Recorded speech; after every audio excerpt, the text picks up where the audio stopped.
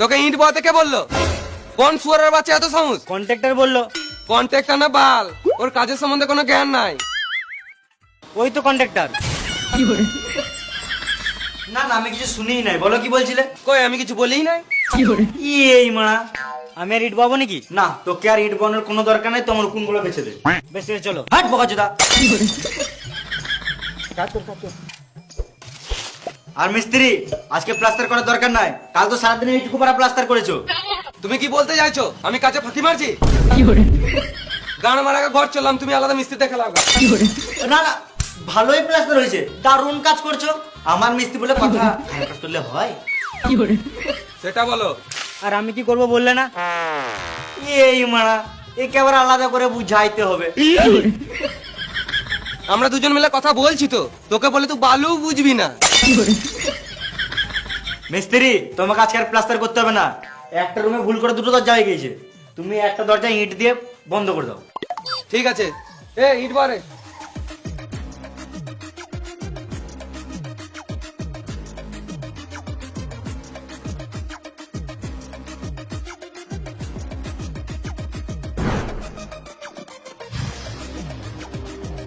এই তো ইট বলতে কে বললো? মিস্ত্রি বললো। ই মানে তোর মিস্ত্রি তো আমি। তুমি না, মিস্ত্রি বললো। ওটাই তো বলছি রে মানা, তোর মিস্ত্রি তো আমি, তো ভেড়াচো তো আমি কখন বললাম? যার নাই কাজের ছিরি, সে নিজেকে ভাবে মিস্ত্রি। কি হলো রে? ইট বাচিতে বলছে কাকে বলে ইট বালি। কে এই লেবারটা? লেবার বলবে না। খেপা চুদা, একে তো লেটে কাজে আসবে, আবার নিজেকে মিস্ত্রি ভাবছে।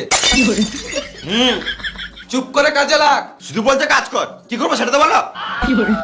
যা বালি বহাগা।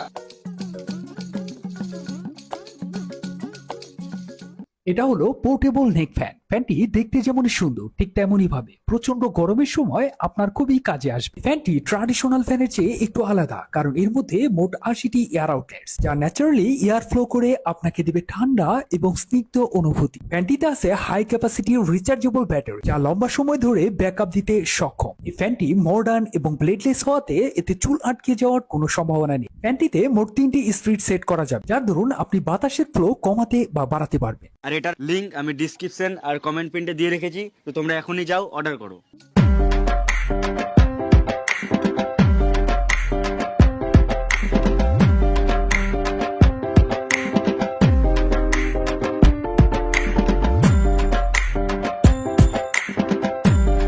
ছি ছি ছি ছি ছি ছি ছি ছি। আরে না না ভাই, কি হলো? কোন সুরের বাচ্চা বাড়িতে হেগেছে? আমি? ছি মানা। এতে আমার কোনো দোষ নাই, মিস্ত্রি বলেছে তাই আমি গেছি। খেপা চুদা, মিথ্যা বলছিস। আমি তোকে প্যাকেটে হেগে ঝোপে ছুটতে বলেছিলাম। আমি প্যাকেট পাই নাই, ওই জন্য বাড়িতে রেখে দিয়েছি। যাই তাহলে চানটা করে আসি। এই শুয়োরের বাচ্চা একটা বাহানা পেলেই ফাঁকি মারা শুরু। চুপচাপ হাতটা মুছে কাজে লাগ।